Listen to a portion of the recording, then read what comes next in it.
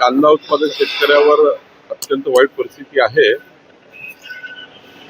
ज्या पद्धतीनं संपूर्ण विश्वभर परिस्थिती निर्माण झाली आहे एक्सपोर्ट बद्दल, त्यामुळे आता अशी परिस्थिती निर्माण झाली आहे. तरी आजच्या मंत्रिमंडळाच्या बैठकीमध्ये यावर नक्की चर्चा होईल. माननीय मुख्यमंत्री देवेंद्र फडणवीस यांनी मागच्याही मंत्रिमंडळाच्या बैठकीच्या वेळी काय नेमके याबद्दल केलं पाहिजे याच्या सूचना प्रधानमंत्र्याला दिल्या होत्या. आज त्याचा पूर्ण आढावा मला वाटतं मुख्यमंत्री घेतील. निश्चितपणे कांदा उत्पादक शेतकऱ्याला न्याय मिळेल ही भावना आमची आहे. त्याबद्दलचा मी सुद्धा याच्यामध्ये लक्ष घालेल.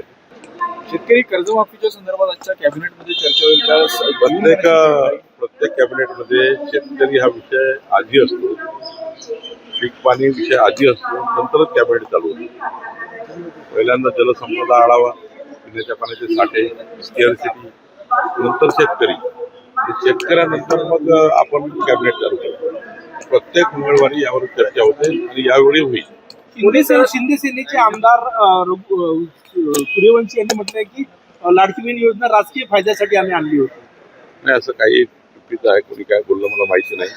काही राजकीय फायद्याची नाही आहे. मी आधीही सांगितलं, काही नावं कमी झाल्या याचा अर्थ असं नाही की परमनंट कमी झाले आहे.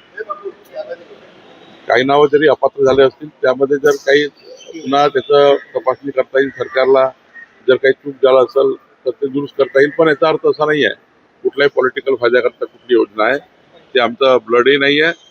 एखादी योजना केली ती समाजाच्या शेवटच्या गरीब माणसाच्या कल्याणाकरता असतं, त्यामुळे करू. पोलीस दलामध्ये ज्या काही बदल्या होत आहेत त्यामध्ये कुठेतरी महिला अधिकाऱ्यांवर अन्याय होतो असा आरोप IPS अधिकारी वैशाली माने केलेला आहे. एखाद्याची बदली त्यांच्या मनात झाली नाही असे आरोप लागतात. त्यामुळे त्याचा विचार काय त्यांचा आरोप लावला बघितला असेल, पण बदली आपल्या मनात झाला नाही तर असे